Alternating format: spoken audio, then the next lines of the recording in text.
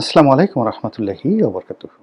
সম্মানিত দর্শক, আওয়ামী লীগ সরকার আমলের সবচেয়ে আলোচিত, অনেকের ক্ষেত্রে সমালোচিত আইসিটি মন্ত্রী জুনায়েদ আহমেদ পলককে নিয়ে বা তার পরিবারকে নিয়ে আজকে কিছু কথা বলব। পলক সংসদে আমার খুব স্নেহভাজন ছিলেন, আমার পেছনে বসতেন এবং যতদিন আমি সংসদে ছিলাম মোটামুটি আমাকে যতটা সম্ভব তিনি রেসপেক্ট করতেন এবং সেই সুবাদে পলকের পরিবারের সঙ্গে আমার ওই এমপিকালীন সময় একটা ভালো পারিবারিক সম্পর্ক ছিল এবং আমি ওদের গ্রামের বাড়িতেও গিয়েছিলাম। একবার বেড়াতে গেলাম আমার স্ত্রীসহ, সন্তানসহ। তো ওই সময়টাতে পলকের সঙ্গে দেখা হয়েছিল এবং যতটা সম্ভব ভালো ব্যবহার করা দরকার সে আমার সঙ্গে সেই সৌজন্যমূলক ব্যবহার করেছিলেন। পরবর্তীতে যখন আমি 2014 সনে সেই আওয়ামী লীগের হয়ে নির্বাচন করলাম না, এরপর থেকে আসলে পলকের সঙ্গে আমার তেমন যোগাযোগ হয়নি। একবার দুইবার দেখা হয়েছে, একবার সে টেলিফোন করেছিল, এই পর্যন্তই। কিন্তু সে মন্ত্রী এবং বড় বড় মন্ত্রণালয়ে সে দায়িত্ব পালন করছে, ডাক, টেলিযোগাযোগ, আইসিটি।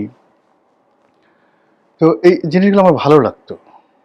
আর যখন বড় বড় পদ পদবিতে থাকে মানুষের প্রচুর দুর্নাম হয়, বদনাম হয়।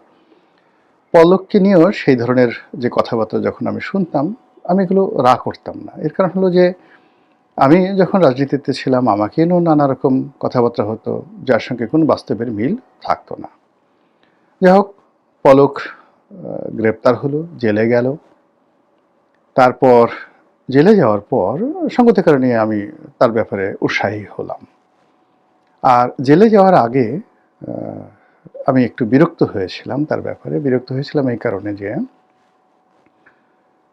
একেবারে সেই জুলাই আগস্ট মাসের ওই সময়টিতে সে আমাকে নিয়ে একটি বক্তব্য দিয়েছিল যে গোলাম মোল্লা রনি এরকম উল্টাপাল্টা কথাবার্তা বলছে, ইত্যাদি ইত্যাদি নানা রকম। তখন ওটাকে আমি খুব প্রতিবাদ করেছিলাম। এরপরে যখন সরকারের পতন হলো, পলক জেলে গেল, আই ফরগেট ইট যে এটাও একান্ত হয়ে গেছে। পরবর্তীতে যখন সেই সরকারের পতন হলো, তো একদিন পলকের স্ত্রী টেলিফোন করলেন আমাকে, তার নাম কণিকা। তো ফোন করে বললেন যে রনি ভাই, আমি কণিকা বলছি, আছি এখন ইংল্যান্ডে।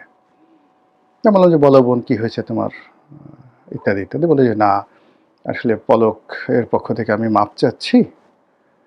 পলক আপনাকে অনেক শ্রদ্ধা করতেন।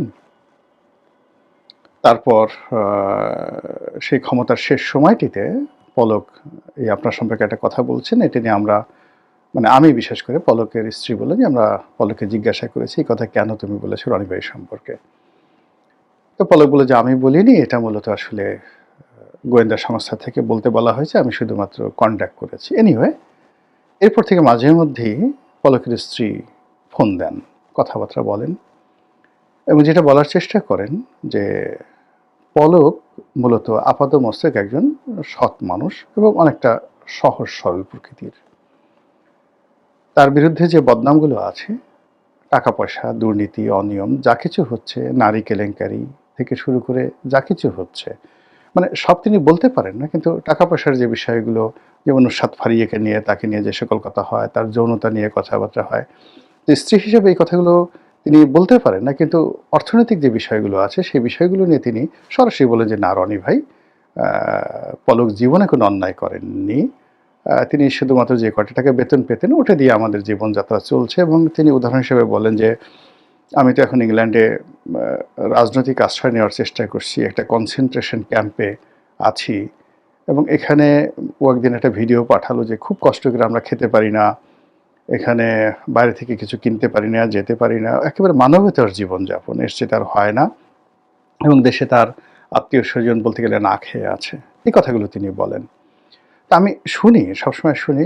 এর কারণ হলো তার এই আবেগ, সে যাই বলুন না কেন। আর আমি তো আসলে পলক সম্পর্কে কিছুই জানি না।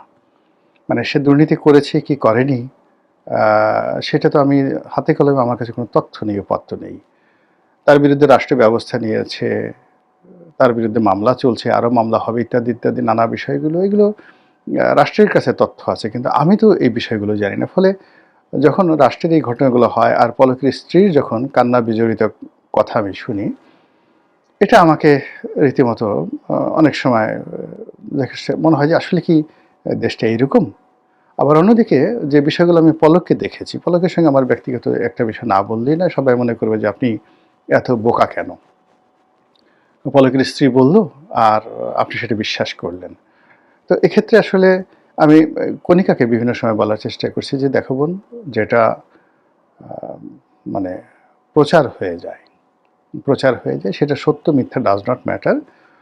ওটাকে কেউ অস্বীকার করতে পারে না।" আমি বললাম যে, "ধরো ওই যে বাসন্তীর জাল পড়া ছবি কিংবা শেখ কামালের ব্যাংক ডাকাতি। আমরা তো বিএনপির যারা লোকজন না বললেও সাধারণ মানুষ এটা বিশ্বাস করে। বা ওই যে শেখ কামাল আ মেজর ডালিমের স্ত্রীকে অপহরণ করেছেন। তো এটা মেজর ডালিম স্বয়ং বলেছেন যে, "না, এ ধরনের কোনো ঘটনা ঘটেনি।" তারপরে কিন্তু মানুষ পছন্দ করে না। মানুষ ওটা শুনতেই পছন্দ করে। এটা হলো মানুষের একটা ক্যারেক্টারিস্টিক্স। তো বেটার হলো যে পলক খুব অপকর্ম করেনি, কোনো আ যাকে বলা হয় দুর্নীতি করেনি, কোনো টাকা-পয়সা নাই। একেবারে দেবতার মতো সৎ ছিলেন এবং সে নিজেকে একটা তরুণদের আইডল হিসেবে, আইকন হিসেবে প্রতিষ্ঠিত করার জন্য সে সবসময় চেষ্টা করে গেছে। এই কথাগুলো তুমি কাউকে এভাবে বলার দরকার নেই, বিকজ নোবডি উইল বিলিভ। এই কথাগুলো তাকে আমি এভাবে বলতাম। যাই হোক, এভাবে মাঝে মধ্যে সে আমার YouTube দেখে, রেগুলার দেখে, টেলিফোন করে, সবকিছু করে। তো পলকের সঙ্গে আমার যে ব্যক্তিগত সম্পর্কটা কতটা নিবিড় ছিল, সেটা হলো সে সত্যিকার অর্থে আমাকে বড় ভাই হিসেবে সম্মান করত এবং সম্মানটা ওই পর্যায়ে ছিল যে একদিন সে ২০০৯ সনে সে আমাকে খুব দুঃখ করে বলছিল যে, "রনি ভাই, আমি তো খুব বিপদের মধ্যে আছি। আমি তো এলাকায় যেতে পারছি না। মারামারি, কাটাকাটি, জেলা শহরে যেতে পারছি না। অনেক প্রতিদ্বন্দ্বী হয়ে গেছে। লোকজন আজে-বাজে কথাবার্তা বলছে।" তখন আমি তারে বললাম যে, "পলক, তুমি এক কাজ করো তো, তুমি যে নমিনেশনটা পেলা কিভাবে? আমাকে বলো।" তো বলল। সেকেন্ড হলো যে, এমপি ইলেকশন করার আগে তোমার কি কোনো গাড়ি ছিল? তো বলল যে, "না।" তার মানে যে এমপি ইলেকশন করার পরে এই অল্প কয়েকদিনের মধ্যে তুমি ২ টো গাড়ি কিনেছো। একটা প্রাইভেট কার, একটা জিপ। আর ২ টো বন্দুক কিনেছো। একটা পিস্তল এবং একটা বন্দুক। তো এই জিনিসগুলো হলো কি, টাকা তুমি যেখান থেকে পেয়েছো বা হাওলাত করেছো বা লোন নিয়েছো, যা কিছু করেছো, এটা মানুষের চোখে ভীষণ রকম যাকে বলা হয় বদনজির তৈরি করে। এবং তুমি ওই এলাকাতে তোমার যে এমপি, তার সাথে তুমি টিআরকি, তো এলাকায় তোমার যে টিওনো, পিআইও, তো সেখান থেকে যদি তুমি একটি টাকাও টিআর, কাবিখা এই সমস্ত জায়গা থেকে নিয়ে থাকো, কমিশন নিয়ে থাকো, তাহলে এটা কিন্তু ১০ মুখে দুর্গন্ধের মতো ছড়াচ্ছে এবং ওই অফিসাররা সেই কথাবার্তাগুলো সবার কাছে বলে দিচ্ছে।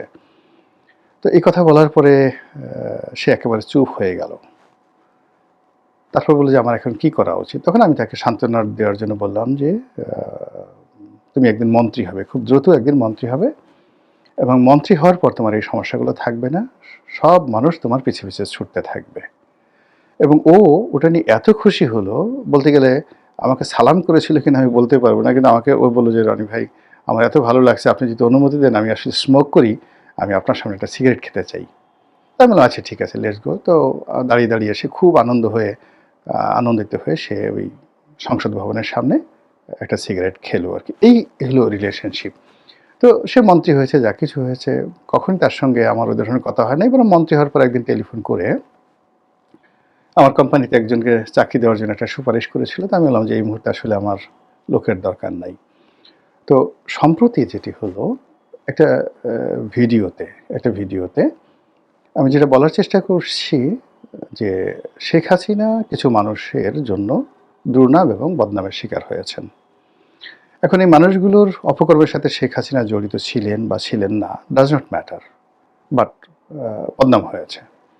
আবার একই সঙ্গে সজীব ওয়াজেদ জয় কিছু মানুষের জন্য তিনি নিন্দিত হয়েছেন। তো সেখানে যাকে বলা হয় পলক আছে, শাহরিয়ার আছে, তারপর যাকে বলা হয় মোহাম্মদ আরাফাত আছে, এরকম আশরাফুল আলম খোকন আছে। মনে করা হতো এদের সঙ্গে জয়ের একটা খুব ভালো সম্পর্ক। এখন এই মানুষগুলো যে কাজগুলোই করেছে, সেই কাজগুলো তাদের ব্যক্তিগত হতে পারে বা মিথ্যা হতে পারে, হোয়াটএভার মেবি, কিন্তু জয়ের একটা বিরাট বদনাম হয়েছে। একইভাবে হাসান মাহমুদ থেকে শুরু করে আরও যারা আছেন, তাদের কারণে শেখ হাসিনার অনেক, অনেক বদনাম হয়েছে।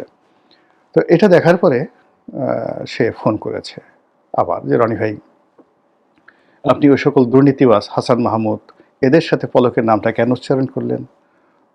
পলক তো একেবারে সৎ। আপনারা বলেন পলক অনেক টাকা উপার্জন করছে। তা আমি তো না খেয়ে আছি এখানে। আমার এই টাকাগুলো, পলকের টাকাগুলো আমাকে দিয়ে যান।" আমি বললাম যে, "বোন, আমি তো আসলে ওইভাবে বলিনি। আমি অ্যাজ এ হোল মানে বলতে গিয়েছি। তারপরে এই জিনিসটা হয়েছে।" বাট সে খুব অ্যাডামেন্ট, ভীষণ রকম অ্যাডামেন্ট যে, এত মানুষ এত দুর্নীতি করলো, তাদের কথা আপনি বলেন না। সে কয়েকজন চিহ্নিত বলল যে, সবচেয়ে দুর্নীতির মধ্যে বেশি দুর্নীতি যে করেছে, একজনের নাম বলল, মন্ত্রী। তা আমি বললাম যে, "তার নাম তো আমি বহুবার বলেছি, লিখেছি, সবকিছু করেছি। কিন্তু আমি আসলে পলকের নামটা ওইভাবে দুর্নীতিবাজ হিসেবে বলতে চাইনি। কিন্তু ব্যাপার হলো যে, জয়ের সাথে পলকের সম্পর্ক ছিল এবং পলকের কারণে জয়ের বা জয়ের কারণে পলকের একটা বদনাম হয়েছে এবং তাদের দুজনকে একসাথে মামলার আসামি করে সেই মামলা চলমান আছে।" তো এই কথাটাই বলার চেষ্টা করেছি। তো যাই হোক, এনিওয়ে সে মনে খুব কষ্ট পেয়েছে। তো আমার বক্তব্যটা হলো যে, আসলে আ কি বলবো? এখন পলক কতটা সৎ এবং আ পলকের স্ত্রীর বর্ণনা অনুযায়ী তার এখন যাকে বলে সংসার চালানোর অবস্থা নেই। লন্ডনে এই খারাপ অবস্থার মধ্যে সে, সরকার তাকে যে ৩ বেলা খাবার দিচ্ছে, এটা দিয়েই সে চলছে। এর বাইরে যে একটা KFC বার্গার খাওয়ার মতো অবস্থা তার নেই। এই জিনিসগুলো আপনি বা আমি এটা কতটা বিশ্বাস করব না, না করব সেটা আমাদের ব্যক্তিগত রুচি অভিরুচির বিষয়। কিন্তু সমাজে যে জিনিসগুলো প্রতিষ্ঠিত হয়ে যায় তার বিরুদ্ধে রুখে দাঁড়ানো, বলা সত্যিকার অর্থে একটি কঠিন বিষয়। মহান আল্লাহ আমাদের সবাইকে হেদায়েত দান করুন এবং হেফাজত করুন। আসসালামু আলাইকুম ওয়া রাহমাতুল্লাহি ওয়া বারাকাতুহু।